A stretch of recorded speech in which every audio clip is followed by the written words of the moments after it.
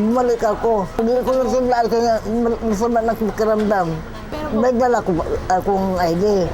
After that po na Nasakay ko sa bus, yun nawala. Kumapit siya sa kamay ko, tapos sabi niya nahihilo daw siya at nawawala. So inalalayan ko siyang tinanong ko muna kung saan siya pupunta. Sabi lang siya sa GMA7 daw kasi mananawagan or para makauwi nga daw. Wala kang tulong sa akin, wala na, alala ko ngayon. Naglag ako sa kasada eh. Sir, kilala niyo po si Lola? Nawawala siya. Pumaparito lang po sa taas yan eh. Wala na po siyang nakuha dyan sa taas. Wala na po, umalis na po sila. Hanggang alas 6 lang po sila kasi. Tawagin mo si Jason, alam niya ang bahay ni Ma'am Tess. Ay, anong bahay ni Marites? Oo, alam mo ba? 55 D or E Imperial Street, Cubao. Kahilera ng Grill Queen. Namumukhaan ko si Lola. Actually, kina-accommodate siya ni Ma'am Tess, Ma'am Marites Gonzaga. Minsan pag parang tingin ko parang kinukop siya. Saan namarensyo siya sa Bulacan eh? Ngayon? Oo. Lola, natandaan niyo na yung lugar na to? Hindi pa rin? May sila may aso marami. Maraming aso yung Mabagsik aso nila. Mga ilan yung aso nila? 5. Di ba pinasalubong kita? Ba't kayo ni matay? Pero bago pa man kami makababa sa aming sasakyan, si Marites na mismo ang sabik na sumalubong kay Lola Francisca. Nasa nagamit mo? Iniwan sa may Cubao, kaya sa Palaw.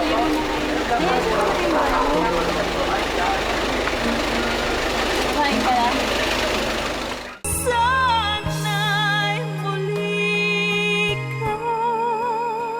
Parang pusang naliligaw sa gitna ng kamay nilaan si Lola Francisca. Kahit mahina na ang kanyang katawan, pursigido pa rin siyang makabalik sa bahay kung saan siya namamasukan.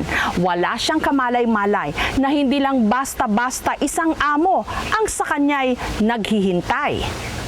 Naglipa na pa rin ang mga abusadong driver sa lansangan. Narinig na natin ang iba't ibang klase ng panlalamang sa mga pasahero na ginawa na rin nilang racket. Ang masahol pa nito, ang ibang taxi driver nagiging mitya para mapahamak ang iba.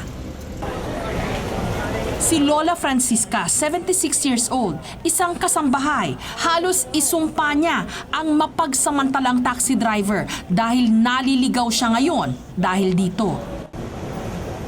Sinama siya ni Karina, isang concerned citizen, para dumulog sa aming tanggapan. Hindi raw kasi alam ni Lola Francisca kung paano makabalik sa bahay ng kanyang amo. Kababalik lang ni Lola Francisca dito sa Maynila, galing sa Cebu. Pagdating ng pier, sumakay siya ng taxi para ihatid siya sa Pedro Hill. Pero mali na nga ang lugar na sa kanya'y pinagbabaan. 200 piso pa ang siningil sa kanya ng driver, doble sa dapat niyang bayaran. Ang masaklap pa rito, yun na lamang ang natitirang pera ni Lola Francisca.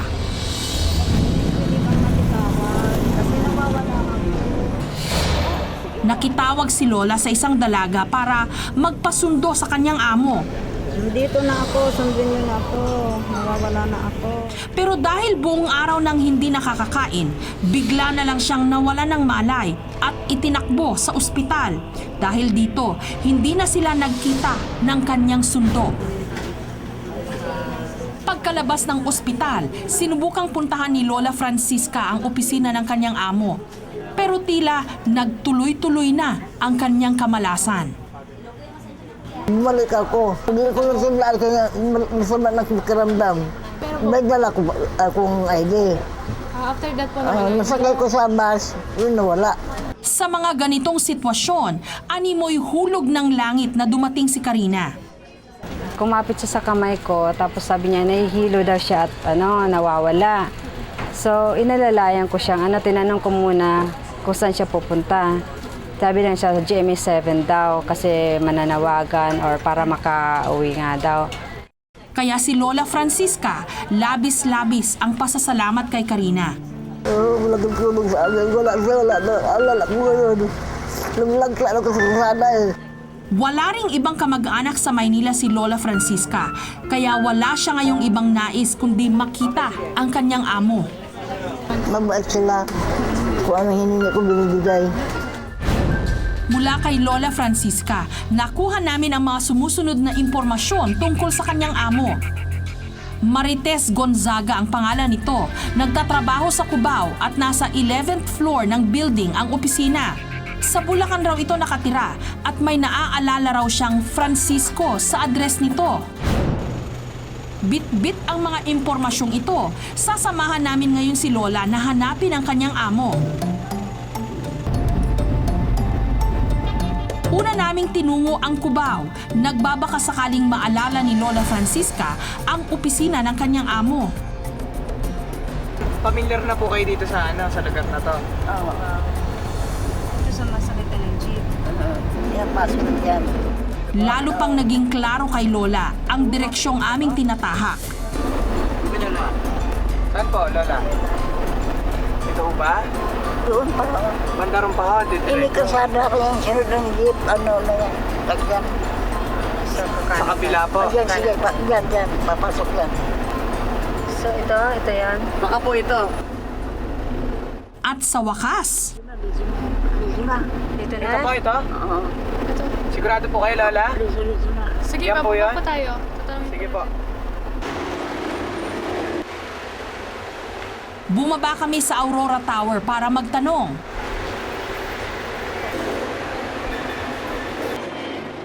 Pagpasok pa lang namin, nakilala agad ng gwardiya si Lola. Umuwi na si ma'am. Sir, kilala niyo po si Lola? Nawawala siya. Pumaparito lang po sa taas yan eh. Wala na po siyang takuhan dyan sa taas. Wala na po, umalis na po sila. Hanggang alas 6 lang po sila kasi. Kumpirmado, dito nga nagtatrabaho ang amo ni Lola.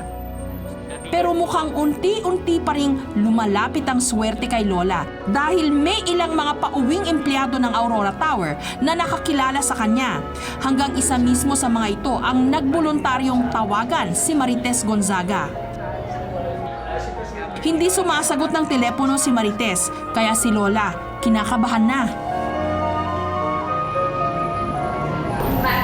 Si Jason, alam niya ang bahay ni Ma'am Tess. Ay, anong bahay ni Marites? Oo, alam mo ba? 55 D or E Imperial Street, Cubao. Kahilera ng Grill Queen. Para masigurong makakauwi na si Lola Francisca sa bahay ng kanyang amo, pinakausap kami kay Jason, ang katrabaho ni Marites.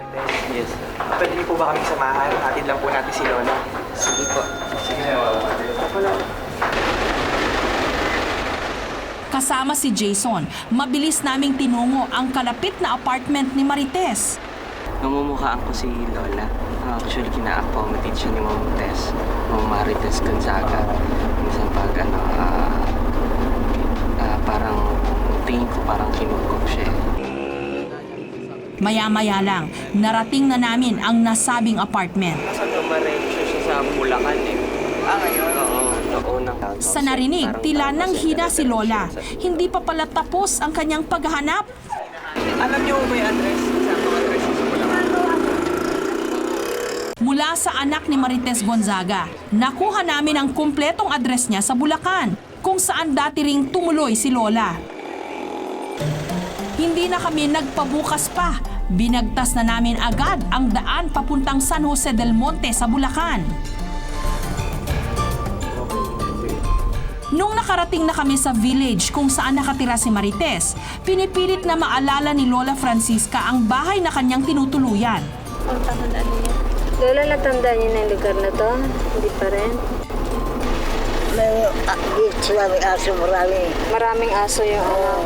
Mabagsik aso nila. Mga ilan yung aso nila? 5. Yeah. Kahihinto pa lang ng aming van nang bigla na lang Di ba pinasalubong kita? Ba't kayo ni Matay? pero bago pa man kami makababa sa aming sasakyan, si Marites na mismo ang sabik na sumalubong kay Lola Francisca. Nasa nagamit mo?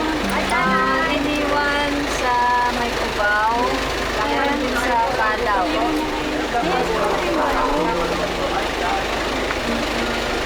Kumain ka na?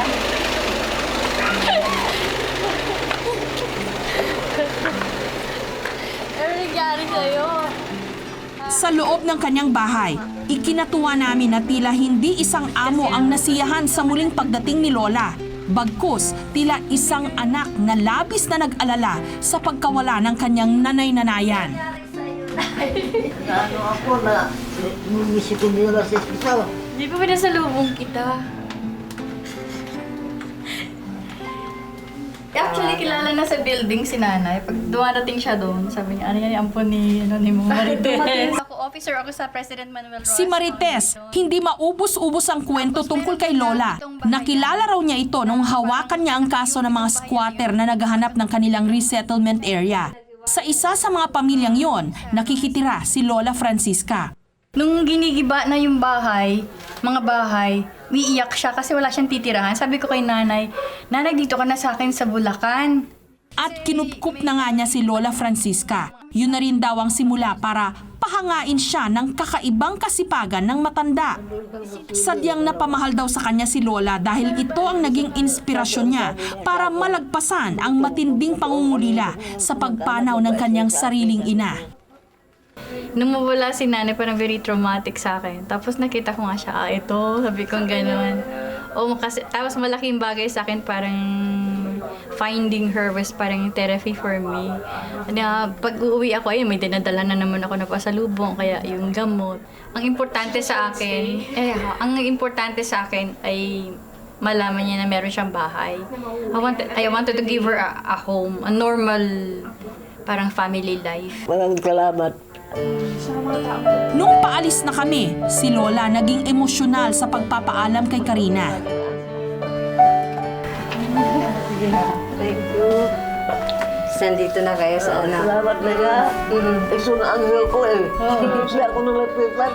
Pero si Karina, kontento nang nakita na nasa mabuting kamay na si Lola Francisca. Masaya kasi na-feeling na niya yung yung kumupkup sa kanya. Maraming salamat sa Panatag inyo. ang aming kalooban na iniwan si Lola Francisca kay Marites dahil sa wakas, nakabalik na ang matanda, hindi lang sa kanyang pinagtatrabahuhan, kundi sa maituturing niyang tahanan.